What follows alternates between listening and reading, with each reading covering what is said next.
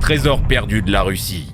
Il y aurait quelque part en Russie une bibliothèque cachée érigée par le premier tsar dans les années 1500. Toute sa vie, il a gardé secrète sa position. Vous allez me dire, des livres, c'est pas un trésor. Si, ces ouvrages venaient directement de la Rome antique. Des manuscrits rarissimes, des milliers de traités disparus, dont plus de 800 ouvrages sauvés de la chute de Constantinople. On pourrait entre autres y trouver les 142 volumes de l'histoire de Rome de Titus Livius. Pour les non-historiens, ça vous dit rien, mais quasi tout ce qu'on connaît de l'Antiquité romaine vient de là. Alors qu'on ne dispose que de 35 volumes. C'est tout un pan de l'histoire qu'on pourrait retrouver. Alors, elle se trouve où cette bibliothèque ? Plusieurs théories. Partie en fumée lors du grand incendie de Moscou en 1547, détruit pendant le siège du Kremlin par les Polonais en 1611, ou bien encore caché. L'État a déjà investi massivement dans des fouilles, mais toujours aucune piste. Bon, tout ça, ça fait rêver les archéologues, mais en réalité, il n'y a aucune preuve solide de son existence. Par contre, d'autres merveilles russes sont bien réelles. Dans la dernière vidéo, on vous a parlé de la chambre d'Ambre. Cette pièce considérée comme une merveille du monde, démontée et volée par les Allemands pendant la Seconde Guerre mondiale. Et bien sûr jamais retrouvée. Eh bien ce n'est qu'un des nombreux trésors russes perdus ce XXe siècle. À la Révolution russe, la famille royale est trucidée. Le corps de l'impératrice et ses enfants sont mutilés à la grenade, jetés dans une fosse, brûlés dans le feu et l'acide. Leurs richesses sont bien sûr pillées, sauf une petite partie qui va être cachée par les anticommunistes. On sait qu'un soldat impérial avait enterré 26 boîtes remplies d'or sur plus de 3500 km d'un chemin de fer sibérien. À chaque arrêt de gare, il y creusait un trou avec une boîte. Capturé et torturé par les rouges, il n'aura jamais avoué ses cachettes.